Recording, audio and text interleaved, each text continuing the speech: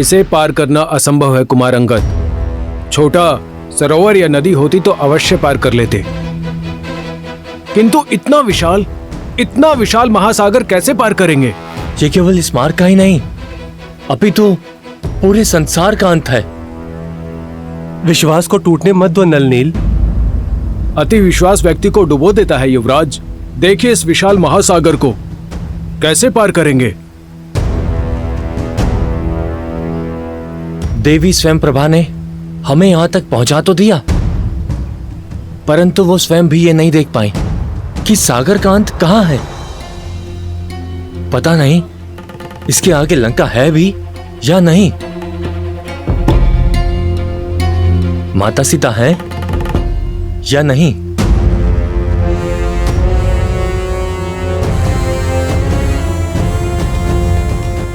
हम केवल वानर ही नहीं, प्रभु श्री राम के सैनिक भी हैं।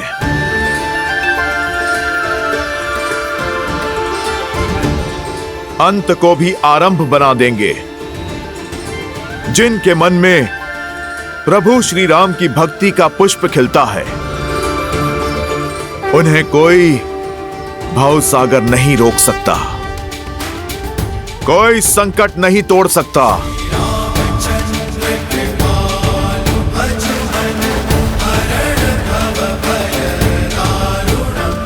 हमें प्रभु श्री राम द्वारा दिया हुआ कार्य पूर्ण करना है।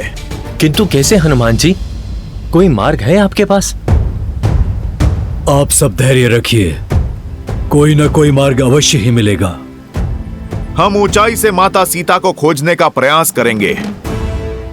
हम देखेंगे कि इस महासागर का अंत है भी या नहीं। वो कैसे हनुमान जी?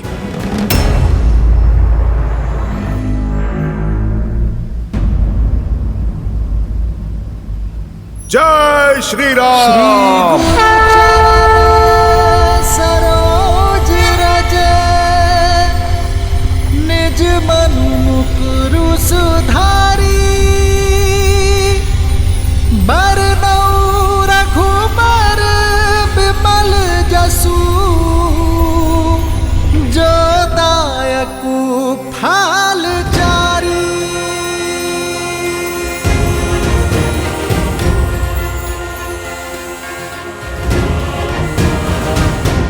कुछ दिखाई दिया हनुमान जी? क्या लंका है उस ओर? नहीं। तो अपना आकार और बढ़ाइए ना। जय श्री राम।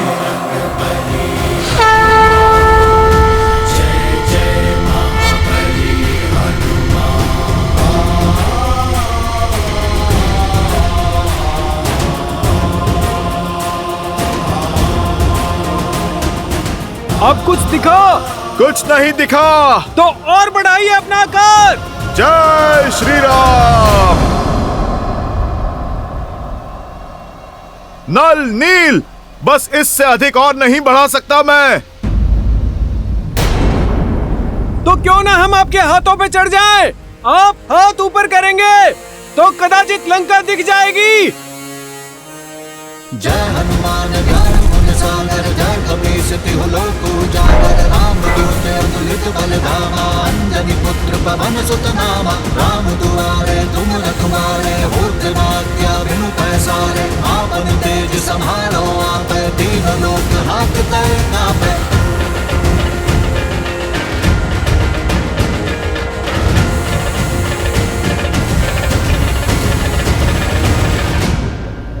कुछ दिखा? कुछ नहीं दिख रहा हनुमान जी। चारों ओर सागर ही सागर है, कुछ दिखाई नहीं दे रहा।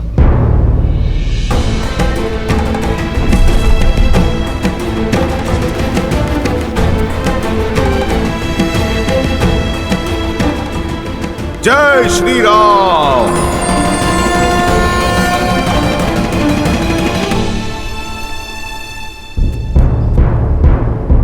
लगता है फंस गए हम।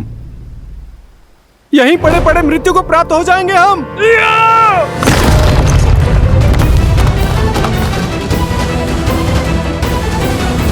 मैंने वचन दिया था प्रभु श्री राम को कि माता सीता को खोजे बिना उन्हें अपना मुख नहीं दिखाऊंगा।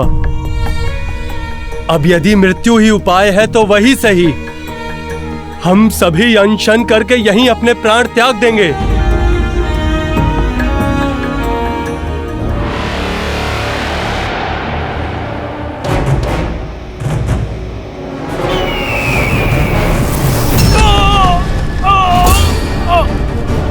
नल, हनुमान जी रक्षा करिए।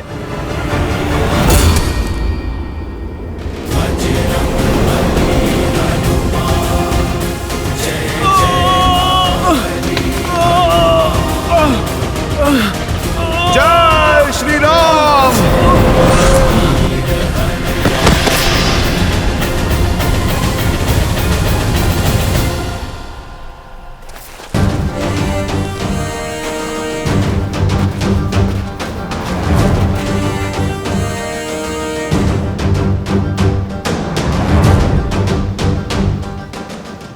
दया आती है मुझे तुम पर, तुम्हारे इस निर्णय क्षमता पर। अरे तुम पे तो प्रहार करना भी हमारी वीरता पे कलंक है, दुष्ट। गिद्ध हूं मैं और असहाय, मरे हुए जीवों को खाता हूं। तुम तो स्वयं प्राण त्यागने को सज्ज हो, तो क्यों ना मेरे भोजन बनो। जाते जाते उपकार होगा।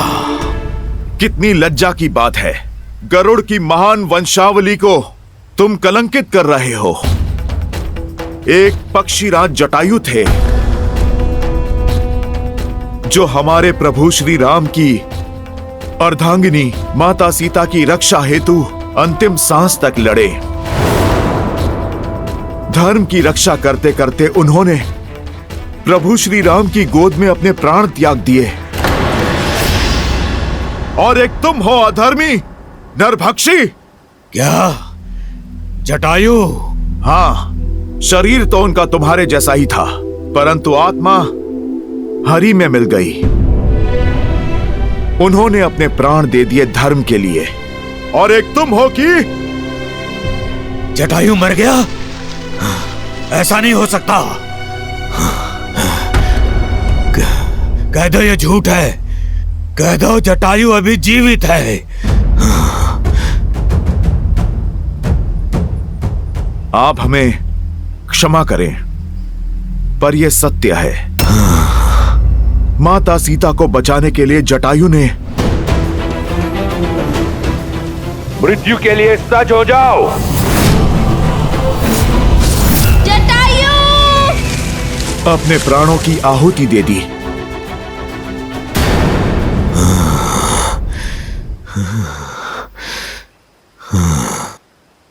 क्या हुआ? तुम ठीक तो हो ना? तुम कैसे जानते हो जटायु को? क्या मुझे जल तक लेकर जा सकते हो ताकि मैं जटायु का तर्पण कर सकूं?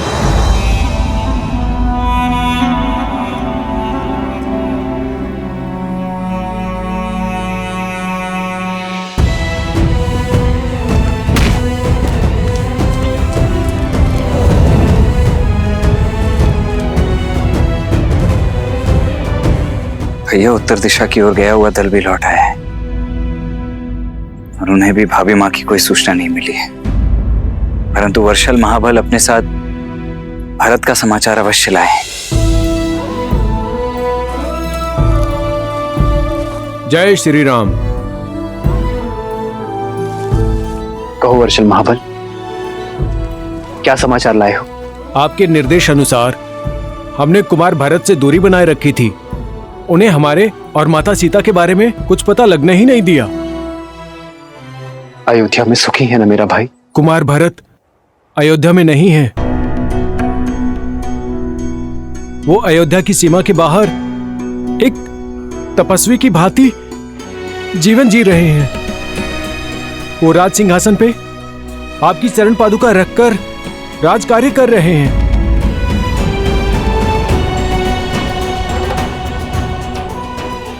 वो आप ही की तरह वनवासी जीवन जी रहे हैं।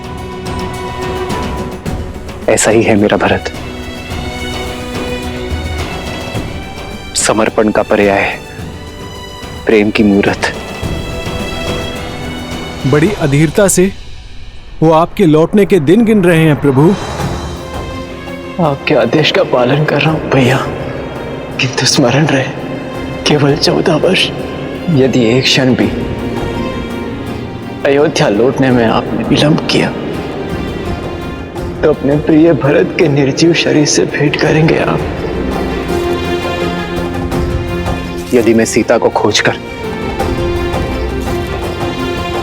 14 वर्षों के भीतर अयोध्या नहीं पहुंचा तो मेरा भरत मृत्यु का आलिंगन करूंगा।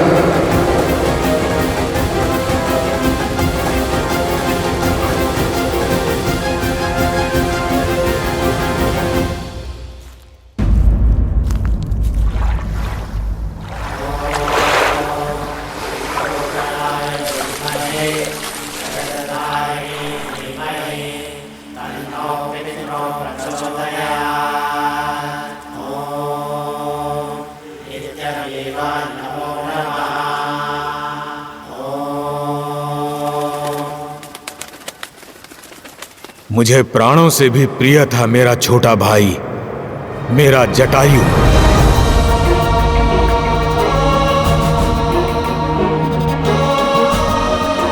हमारा प्रेम निस्वार्थ था। एक साथ आकाश की ऊंचाइयों पर भ्रमण किया करते थे हम। अनजानी ऊंचाइयों तक जाने और अगम्य स्थानों की खोज करने का बहुत चाव था हमें। सूरज तक पहुंचने की स्पर्धा में जटायु आगे निकल चुका था और सूरज के तेज से जटायु के पंख जलने लगे। अपने भाई को बचाने के लिए मैंने अपनी सारी ऊर्जा लगा दी। उसके पास गया, अपने पंखों से उसे छाया दी। इसी कारण मेरे पंख जल गए और मैं नीचे गिर गया। हम दोनों भाई बिछड़ गए। मेरे भाई जटायु ने मुझे खोजने का प्रयास किया होगा, किंतु भाग्य का खेल देखिए, मैं यहाँ इस महासागर में आ गिरा।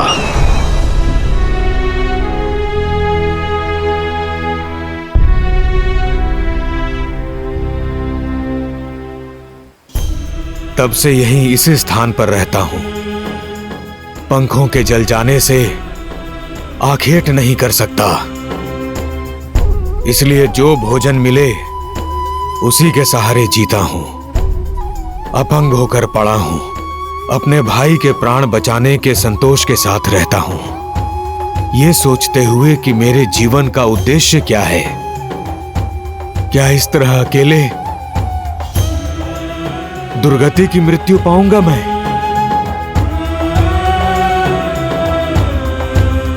फिर एक दिन ऋषि निष्करा यहां से निकले।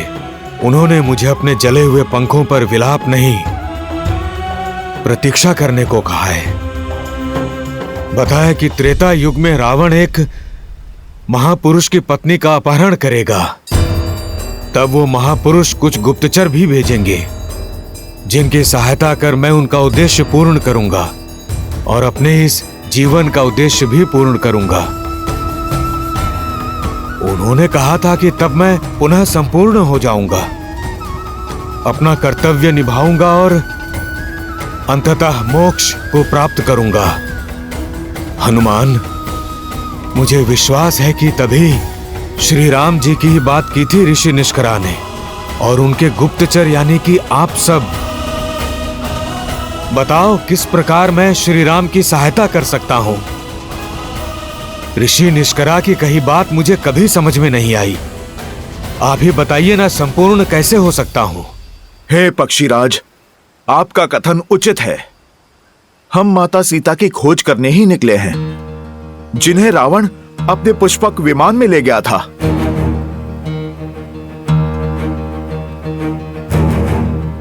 रावण? हाँ, मैंने देखा है उसे पुष्पक विमान में दक्षिण की तरफ जाते हुए।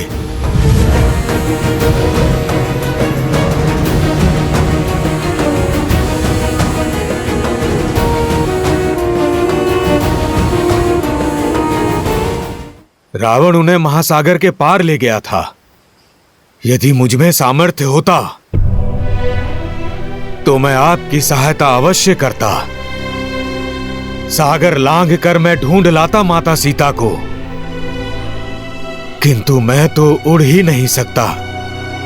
संपूर्ण होने का अर्थ कदाचित यही है पक्षीराज कि आप एक बार पुनः अपने इन पंखों का उपयोग कर पाएंगे। मेरे प्रभु श्री राम का बल निर्बल को भी सबल बना देता है। वो दीनों के नाथ हैं, निराश का विश्वास है। आप प्रभु श्री राम का नाम लेकर प्रयास तो कीजिए।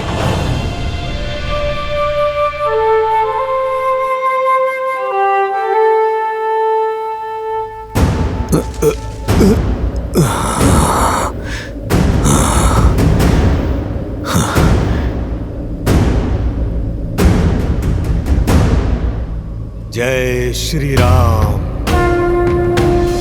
जय श्री राम, जय श्री राम, जय श्री राम।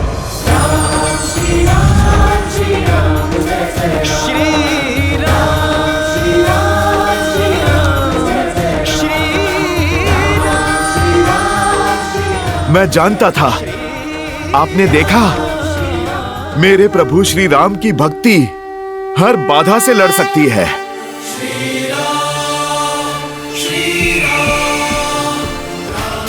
जय श्री राम, जय श्री राम। पक्षीराज, आपकी दृष्टि बहुत तीव्र है। अपनी तीव्र दृष्टि से महासागर के पार माता सीता को खोजिए। बलकर वस्त्रों में सत्य और सतीत्व के तेज से युक्त दिखेंगे आपको।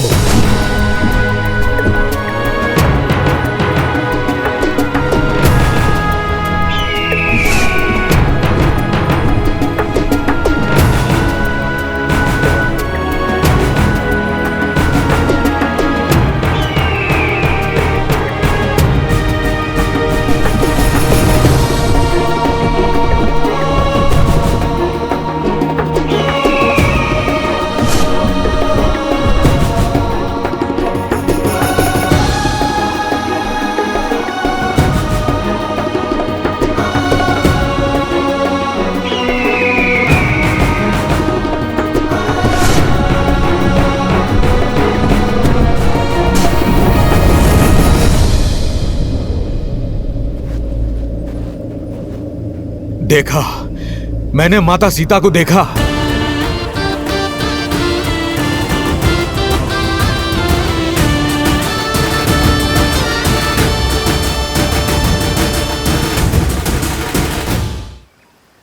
मैंने उन्हें एक वृक्ष के नीचे तपस्विनी के भेष में देखा। उनकी आंखों से आंसू बह रहे थे। मुख पर अलौकिक तेज था। अवश्य वे माता सीता हैं। किंतु क्या? किंतु वहां जाना असंभव है। वो जगह यहां से 100 योजन दूर है। इतना तो पक्षी भी नहीं उड़ सकते। क्षमा कीजिएगा, मैं अब और आपकी सहायता नहीं कर सकता। प्रतीत होता है मेरे जीवन का उद्देश्य पूर्ण हुआ। जय श्री राम। राम नाम सत्य है।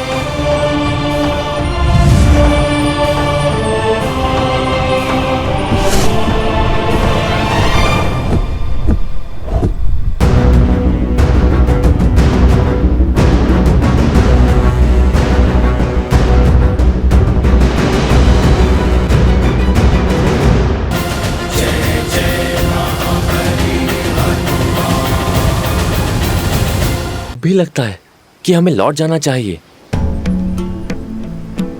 और जो भी सूचना हमारे पास है वो श्री राम को जाके देते हैं। यहाँ पर रह के समय व्यर्थ करना अनुचित है।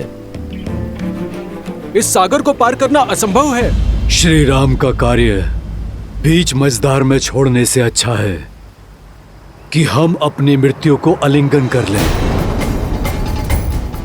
क्योंकि नर के रूप में साक्षात नारायण है वो। आप उचित कह रहे हैं ताजश्री जामवंत। अब नारायण का कोई चमत्कार ही हमें मार्ग दिखा सकता है, क्योंकि हमारी आस, हमारे हनुमान जी की भी आस छूट चुकी है। हमारे पास कोई मार्ग नहीं है। ईश्वर भी उन्हीं की सहायता करते हैं जो स्वयं अपनी सहायता करते हैं। कई युगों से मैं इस धरा पर हूं, जानता हूं कि जिस कार्य में श्री राम का नाम हो वो कार्य कभी अधूरा नहीं रह सकता। कोई ऐसी समस्या नहीं जिसका कोई हल ना हो।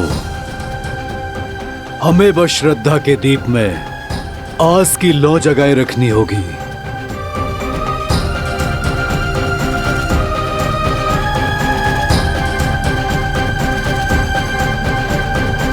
स्वामी, आपका अंश अवतार हनुमान आशा खो चुका है। अब उसे स्वयं से कौन मिलवाएगा? कौन उनका साक्षात्कार उनके ही बल से करवाएगा? जामवंत, क्योंकि हमारी रचाई इस लीला का सबसे अधिक बोध उन्हें ही है। जीवन और इतिहास के ज्ञान का अद्भुत समन्वय है जामवंत। वो जामवंत जो स्वयं ब्रह्मदेव के मुख से वृक्षों के राजा बनकर प्रकट हुए थे। तो श्री राम की कथा में जामवंत की और भी भूमिकाएं? हाँ देवी, आने वाले इस धर्म युद्ध में जामवंत श्री राम के सहायक, उनके मार्गदर्शक बने।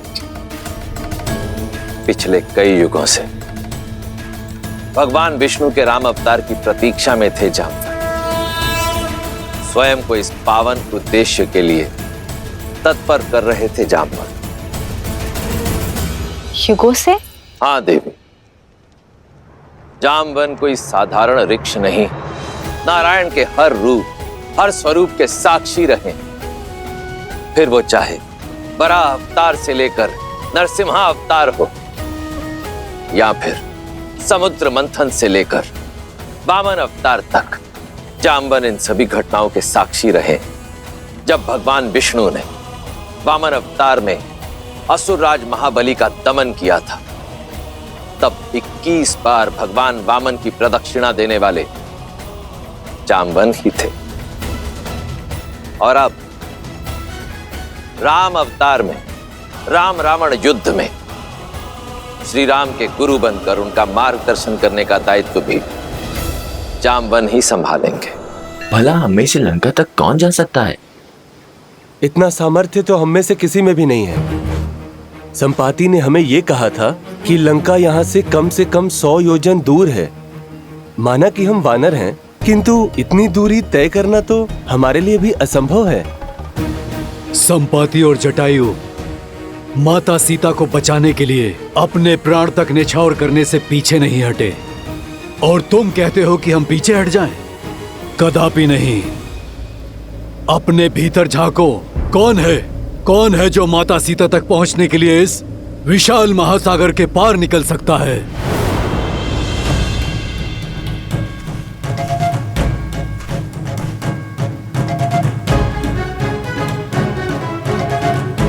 जामवंत जी, मैं 20 योजन तक छलांग मार सकता हूं। मैं 40 योजन। युवा अवस्था में मैं इतनी दूरी पार कर सकता था, किंतु अब शरीर में उतना बल नहीं।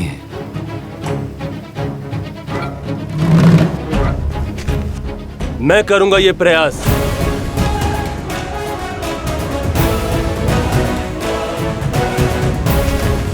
तुम्हारे सामर्थ्य पर संदेह नहीं है अंगद।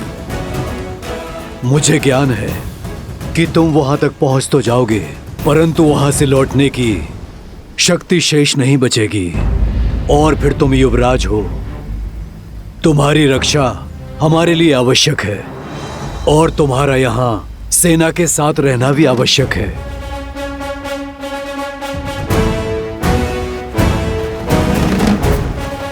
हम में से केवल एक है जो इस असंभव कार्य को संभव कर सकता है। जय महावीर हनुमान, जय पवन पुत्र हनुमान, बजरंग बली हनुमान।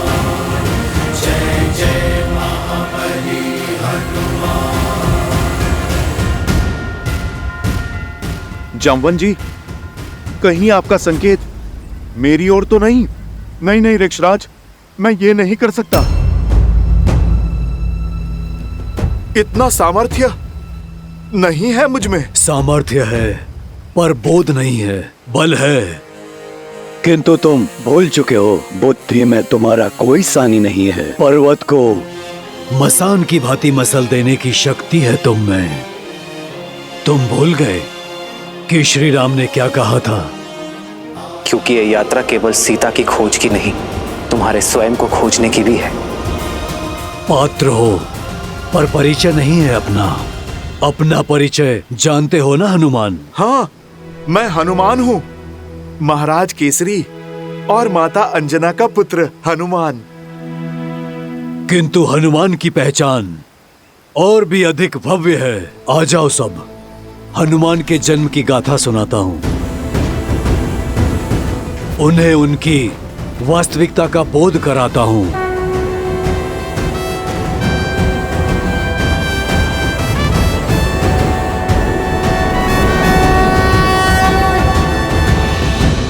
ईश्वर ने सब कुछ दे दिया, बस एक संतान नहीं दी। कोई नहीं जो हमें श्रद्धांजलि दे सके हमारे जाने के बाद। आपकी पीड़ा मुझे भी बहुत कष्ट देती है वानरराज। भीतर ही भीतर इस वेदना से जलती हूँ। वानरराज केसरी को एक वंशज तक ना दे पाई। लेकिन ऐसा कोई नहीं है जो मेरा आंचल पकड़ के मुझसे हट करे, जिसे मैं लोरिया सुनाकर सुलाऊं। मुझे लगता है अब केवल महादेव ही हमारा कष्ट हर सकते हैं।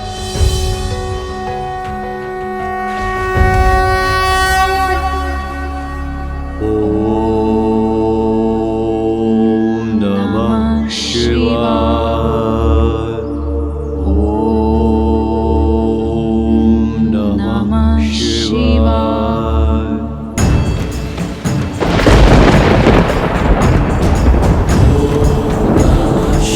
केसरी और अंजना पूरी श्रद्धा से तप में लगे रहे। पूरे 12 वर्षों तक उन्होंने कठिन प्रार्थना की, आस का आंचल नहीं छोड़ा और उनकी दृढ़ता ने महादेव को प्रसन्न कर दिया। वायुदेव, कृपया प्रकट हो। प्रणिपात महादेव। प्रणिपात माता। आदेश करें, इस दास का स्मरण कैसे किया आपने? क्या अपने वेग में कोई भूल तो नहीं हो गई मुझसे? भूल नहीं हुई, संसार का भला करने का अवसर मिला है आपको। एक बड़ा दायित्व सौंपने के लिए आपको यहाँ बुलाया गया है। महादेव की सेवा करके मैं धन्य हो जाऊंगा। अपनी भक्ति से प्राप्त शक्ति से रावण इस संसार में तनाव का वातावरण फैला रहा है। नारायण के अवतार श्री राम को एक भक्त की आवश्यकता होगी, जो मेरा ही अंशावतार होगा। देवी अंजना के गर्भ तक उसे पहुंचाने के लिए आपकी सहायता की आवश्यकता है वायुदेव।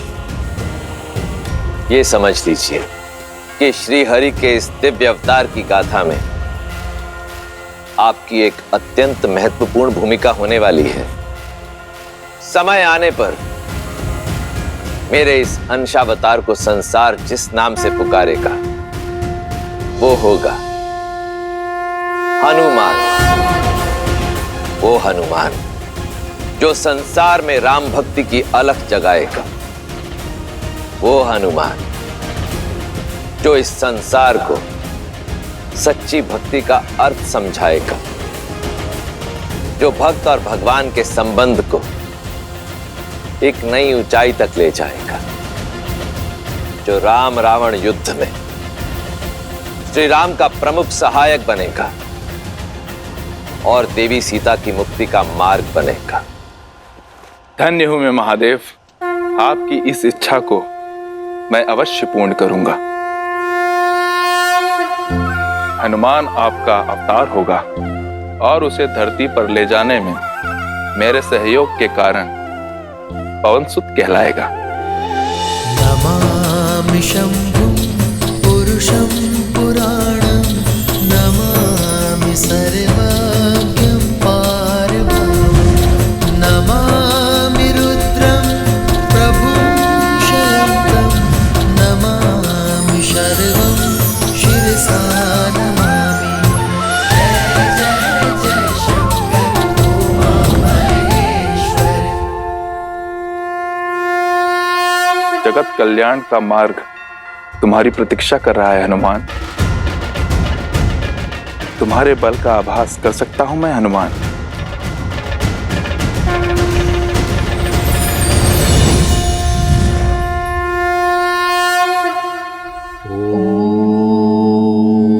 नमः शिवाय।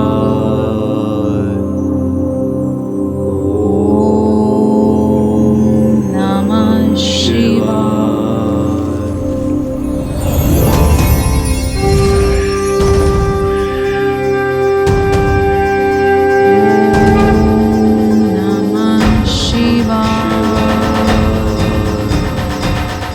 रख सकता तो सदा सर्वदा तुम्हें अपने साथ ही रख लेता, किंतु महादेव का आदेश अडिग है, पास नहीं रहेगा।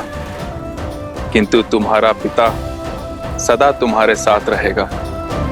शंकर सुवन केसरी नंदन, तुम्हारा पिता कहलाने का गर्व मेरे जीवन का सबसे बड़ा धन होगा। पवनसुत,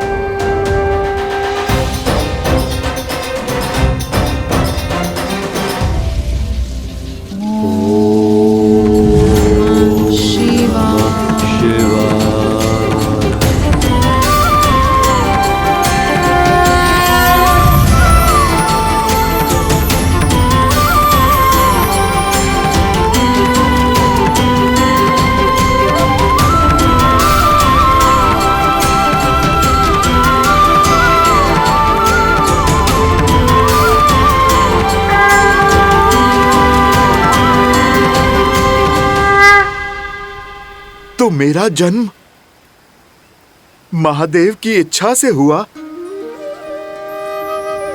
जामवंत जी, मैं महादेव का अंश हूं। अंजनेय होने के साथ साथ पवनसुत भी हूं मैं, और मेरा जन्म प्रभु श्री राम की सेवा के लिए हुआ। इसीलिए सदा मुझे प्रभु श्री राम की प्रतीक्षा रहती थी। धन्य हुआ मैं, मेरे श्री राम, प्रभु श्री राम। राम राम राम राम राम राम।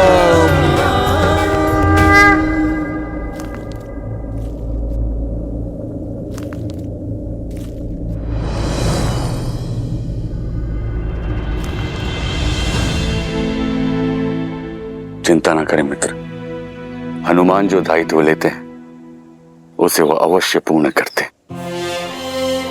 बस वही एक आशा शेष है मित्र, यही ना टूटे।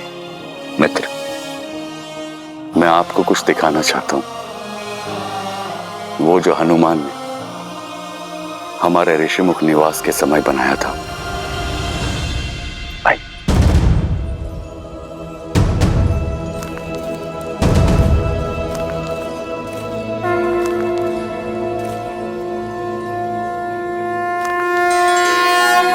मेरी मूर्ति ये हनुमान ने बनाई है मेरे लिए? हाँ, बिना आपको देखे आपके लिए हनुमान की भक्ति और समर्पण, उसकी कोई सीमा नहीं। अपने हृदय में उभरती छवि को वर्षों तक हर दिन अथक प्रयास से गढ़ा है उसने। भैया,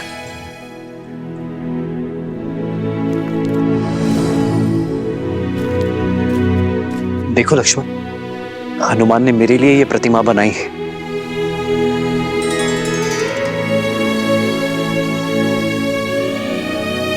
धन्य हुआ मैं लक्ष्मण कि मेरा सहयोगी इतना स्नेह करता है मुझसे, जिसका मुझ में इतना विश्वास हो कि बिना मुझसे भेंट की, बिना मुझे देखे समर्पण से इतनी बड़ी प्रतिमा बना डाली। वो मुझे कभी निराश नहीं करेगा लक्ष्मण। उसके विश्वास ने मुझे नई आस दी है लक्ष्मण। हनुमान अवश्य सीता को खोज कर लाएगा।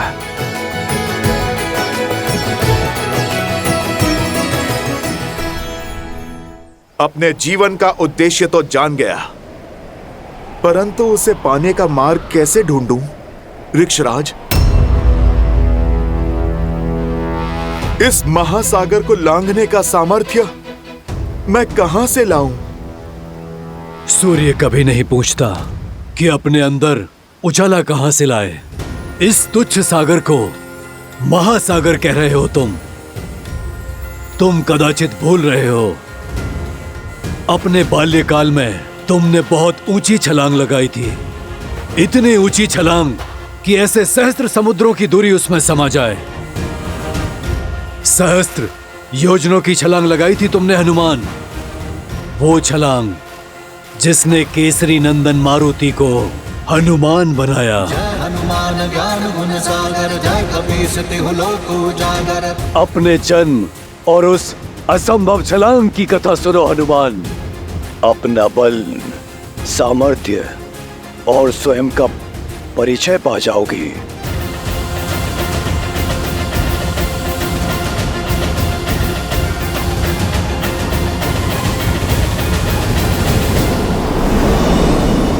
जन्मे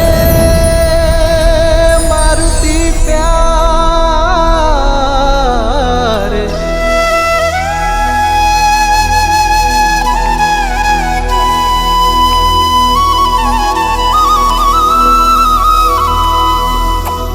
जन्मे मारुति प्यारे।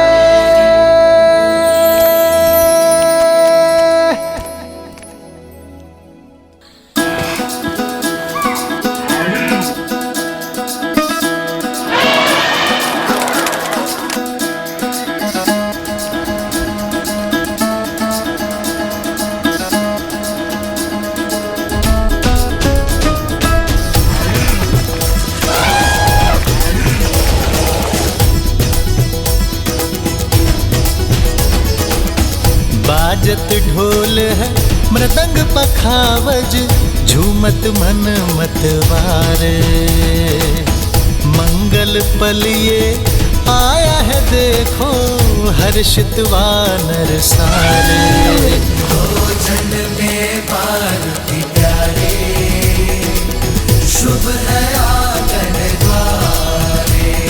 श्री राम के हैं दुलारे। ये केवल न केसरी और अंजना का पुत्र है, वायुदेव की भेंट है हमें। मारुत का आशीष है, पवन पुत्र मारुति है, मारुति।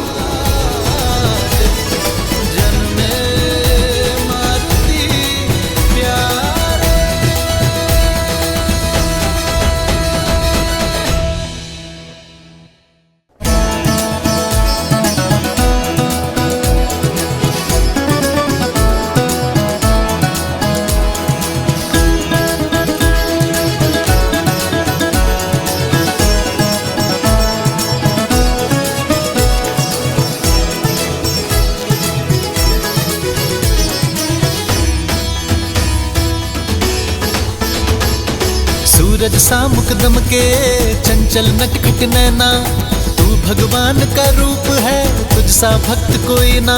सूरज सा मुकदम के चंचल नटखट नैना, तू भगवान का रूप है, तुझ सा भक्त कोई ना।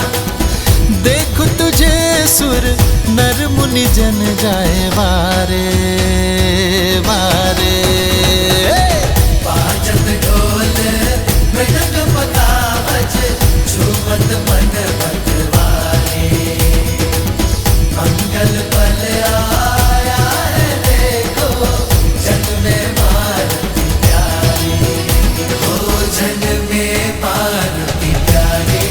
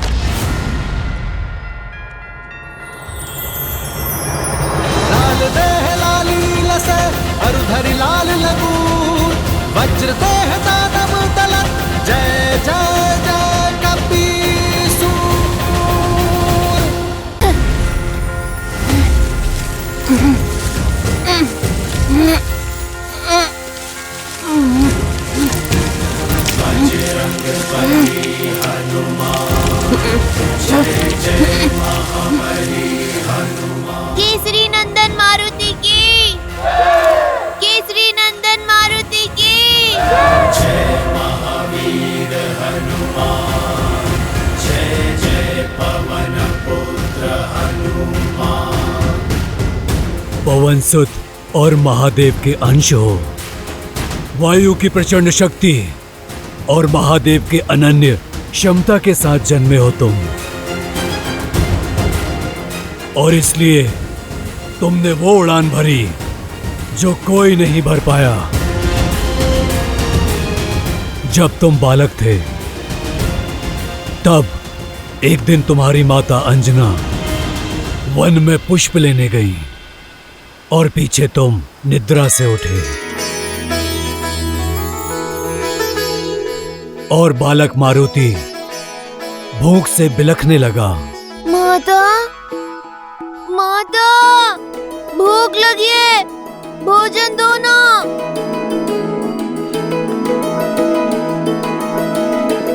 माता, माता, माता।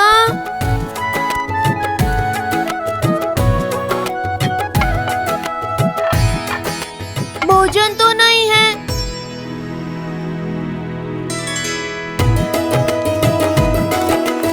देखो मारुति आ गया, आ गया। अरे मारुति तुम आ गए। हमने कुछ रसीले आम देखे, किंतु वह इतने ऊपर हैं कि हम तोड़ नहीं सकते। क्या तुम तोड़ लाओगे? हम लोग साथ में खाएंगे। भूख तो मुझे भी लगी है, किंतु माँ कहती है स्वयं से पहले सदा दूसरों के बारे में सोचना चाहिए। चलो पहले तुम्हें खिलाता हूँ। चलो चलो मेरे साथ, चलो चलो।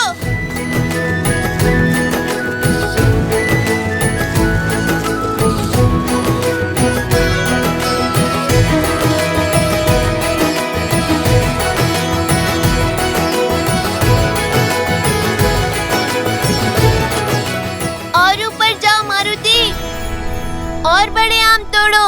मारुति मारुति मारुति मारुति मारुति मारुति मारुति मारुति मारुति मारुति मारुति मारुति मारुति मारुति।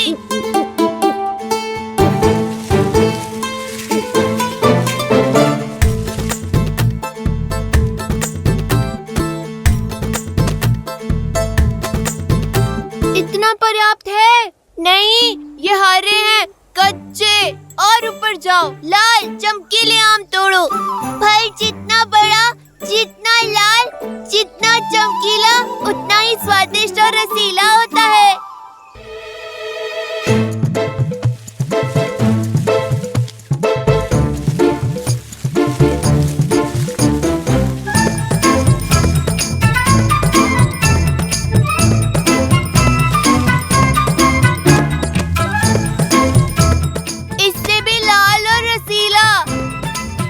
सबसे लाल, सबसे मधुर आम सबसे ऊपर लगते हैं।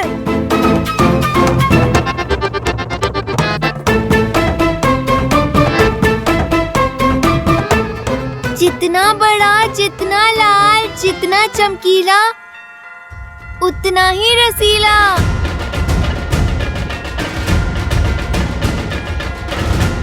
मुझे यही फल खाना है।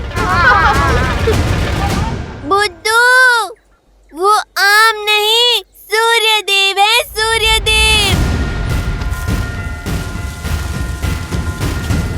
लाल देह लाली लसे, मरुधरि लाल लगून, वज्र देह दानव दलन, जय जय जय कपीसूर। देवी अंजना को बताना होगा, हनुमान संकट में है।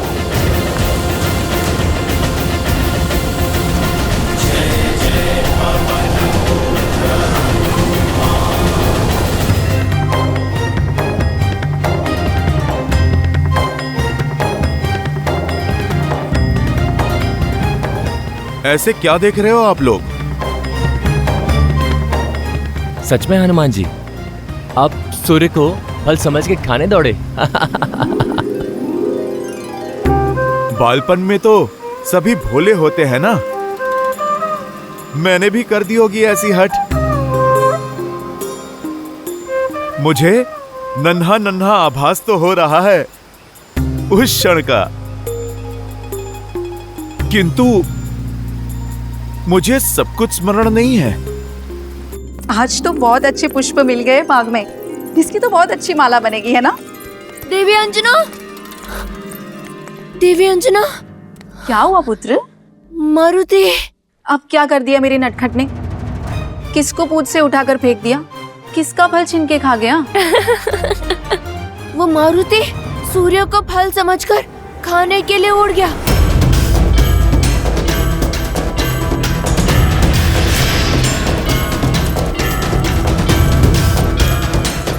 मारुति, पुत्र लौट आओ! मारुति!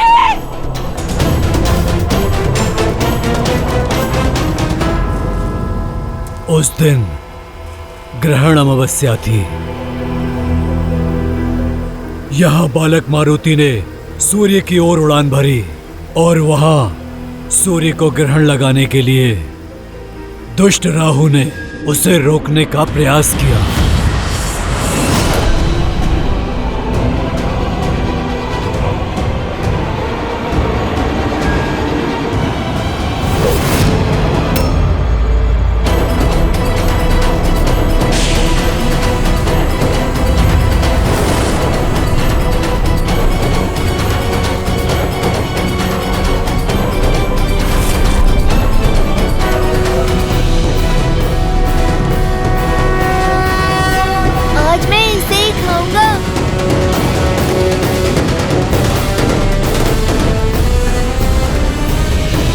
बालक, कहाँ जा रहे हो?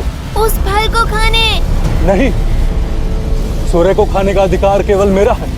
माता तो कहती हैं प्रकृति में सबका समान अधिकार है। ये जो भी है मारुति के वेग को स्पर्श तक नहीं कर सकता। ये रसीला फल मैं ही खाऊंगा।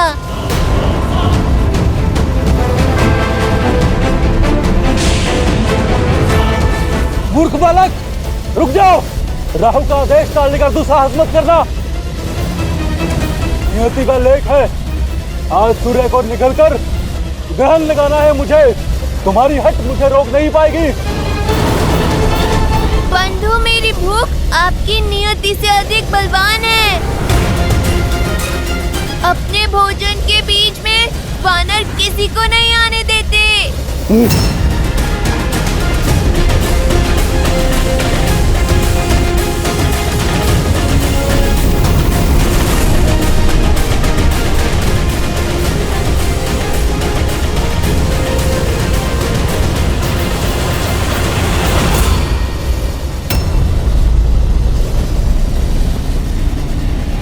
अच्छा, मेरी टांग खींचोगे?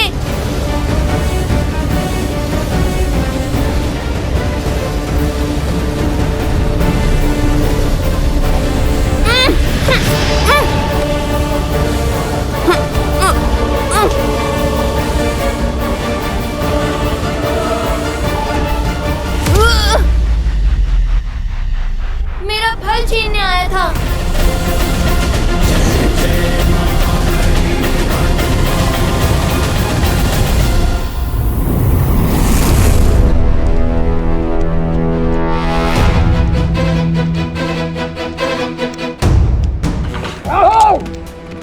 तुम्हारा इतना दुस्साहस तो मेरी अनुमति के बिना मेरी सभा में प्रवेश कर उसे भंग करने की उद्दंडता की तुमने। इंद्रदेव, आज एक असुर नहीं, एक ग्रह देवराज से रक्षा की विनती करने आया है। एक तुच्छ वानर बालक की हट ब्रह्मांड का संतुलन भ्रष्ट करने जा रही है। एक तुच्छ वानर बालक, कहीं तुम मेरे साथ उपहास तो नहीं कर रहे? सत्य कह रहा हूं देवराज, विलक्षण बल है उसमें। सूर्य को निगलने चला है। महाबली है वो, जिसने एक प्रहार में मुझे यहां पटक दिया। शिव का अंश है, इसलिए मौन नहीं बैठ सकते देवराज। अमृत मंथन के समय सूर्य को ग्रसित करने का अधिकार केवल मुझे दिया गया। आज सृष्टि का नियम टूटा तो देवराज की गरिमा भंग होगी।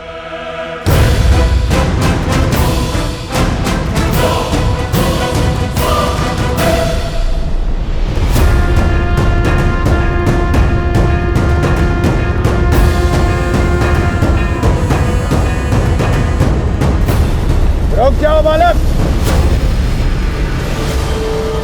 तुम्हारी ये चेष्टा सांसारिक संतुलन बिगाड़ रही है। कोई भूखा बालक फल खाएगा तो आपकी सृष्टि का संतुलन भला कैसे बिगड़ेगा? उद्दंडी बालक, तुम्हारा इतना दुस्साहस कि तुम देवताओं के राजा के साथ तर्क वितर्क कर रहे हो। आपसे पहले भी एक आया था, प्राण बचाकर भागा है। आप जाइए, मुझे अपना भोजन करने दीजिए।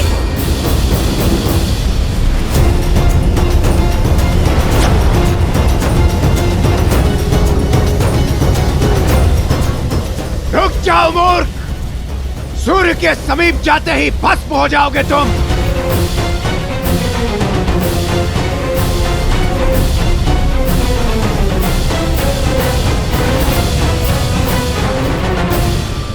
बहुत सी बाधाएं लांघकर मैं यहाँ तक पहुँचा हूँ।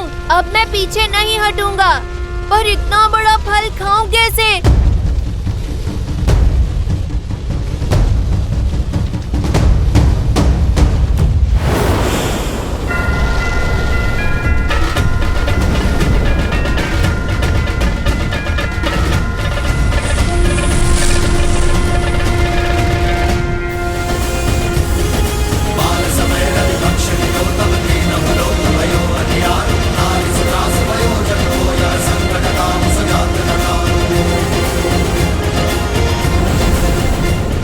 प्रतीत होता है ये ऐसे मानेगा नहीं।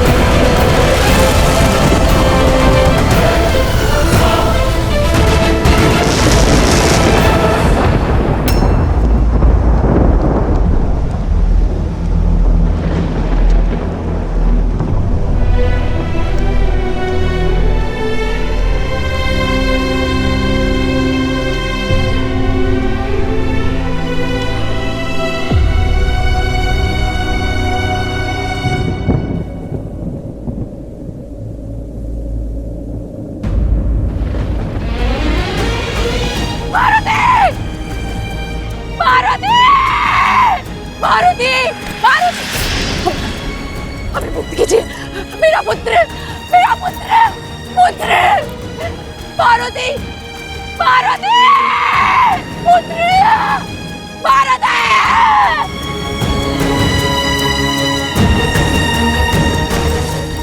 पुत्र, उठा पुत्र, पुत्र उठो, मारुति आंखें खोलो पुत्र, निद्रा से जागो पुत्र।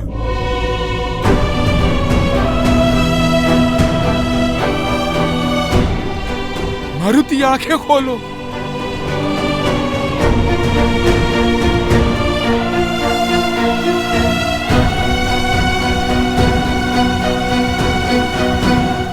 तो क्या मारुति की मृत्यु हो गई?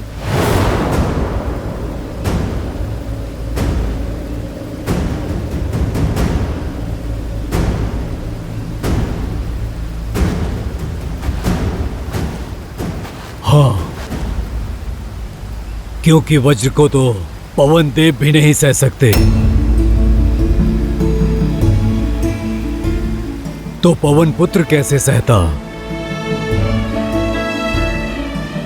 मारुति वज्र का प्रहार नहीं सह पाया और वायुदेव इस सत्य को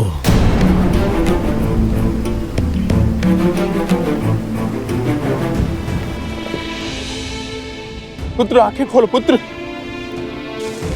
पुत्र आंखें खोलो पुत्र।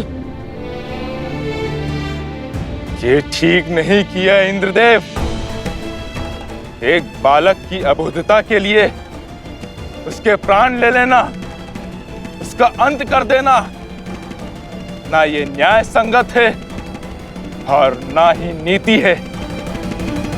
जिस संसार में एक अबोध बालक की बाल हट का दंड मृत्यु है, वो संसार पीड़ा पाने के ही योग्य है। अपने पुत्र के अन्याय का दंड मैं अवश्य दूंगा इस सृष्टि को। पीड़ा का बाण केवल तुम नहीं सहोगे पुत्र।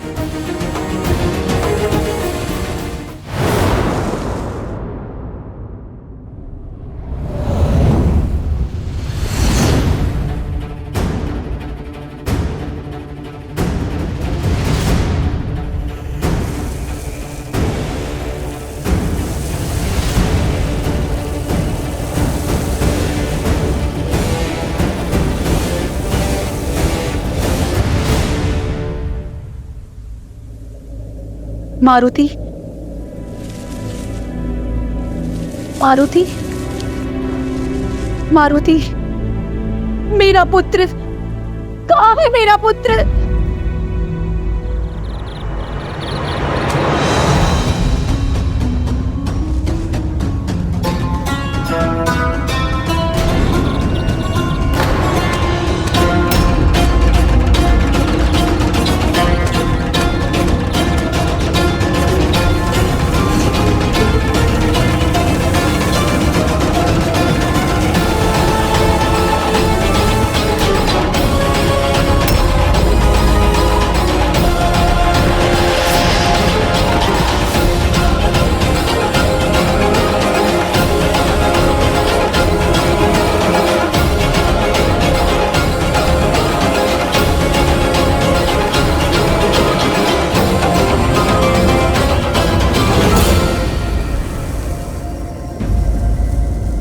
मेरी पीड़ा ने संसार के अनगिनत जीवों के प्राणों पर संकट ला दिया है, परंतु जब तक ये संकट समाप्त नहीं होता, मेरा मारुति पुनः श्वास नहीं लेता, तब तक मैं किसी को भी श्वास नहीं लेने दूंगा।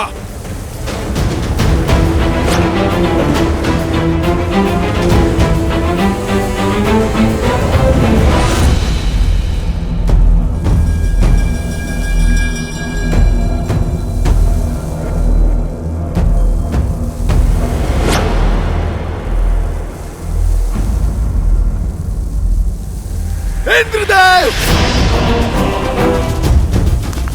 अब आप यहाँ क्यों आए हैं?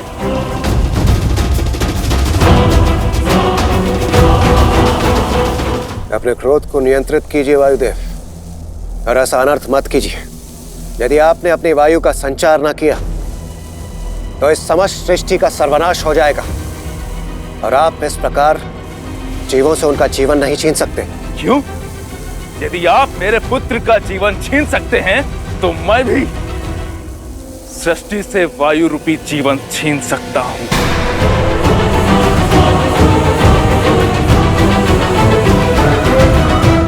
वायुदेव, समझने का प्रयास कीजिए। उस समय मेरे सम्मुख मारुति को रोकने के अतिरिक्त कोई और विकल्प शेष नहीं था। विकल्प तो मेरे पास भी नहीं है।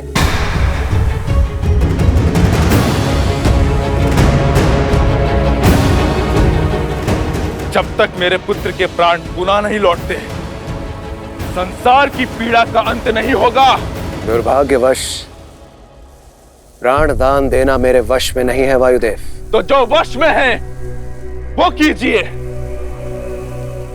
संसार के सर्वनाश का साक्षी बनिए देवराज। वायुदेव, यदि आप न माने तो शीघ्र ही पृथ्वी से जल समाप्त हो जाएगा। भूलोक यमलोक बन जाएगा। हमारा कर्म, हमारा उद्देश्य, हमारा अस्तित्व सब समाप्त हो जाएगा। अपनी क्रोधाग्नि में इस संसार को जलाकर ध्वस्त मत कीजिए वायुदेव। एक बार उन निर्दोष जीवों की पीड़ा को, उनकी पुकार को सुनने का प्रयास कीजिए। क्या उन जीवों ने सुनी थी मेरे पुत्र की करुण पुकार?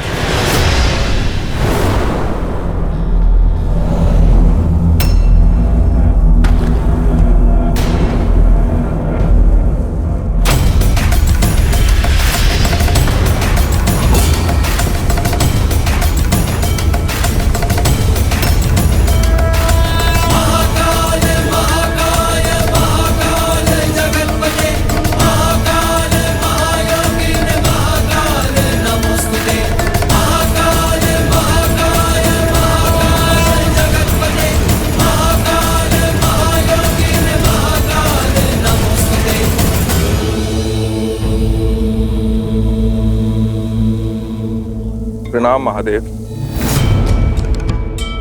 प्रणाम महादेव।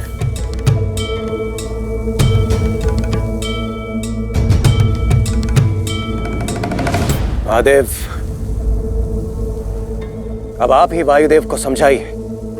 पुत्र शोक से पीड़ित एक पिता को कोई क्या समझा सकता है इंद्रदेव? और वैसे भी वायुदेव को उनका कर्तव्य स्मरण कराने से पूर्व क्या आपने स्वयं अपने धर्म को समझा? देवराज इंद्र का कर्तव्य निभाते निभाते आप स्वयं बड़े होने का धर्म भूल बैठे हैं। और क्या होता है बड़े होने का धर्म? अपने से छोटों की रक्षा करना। परंतु आपने नन्हे मारुति पर प्रहार कर अधर्म किया है देवराज इंद्र।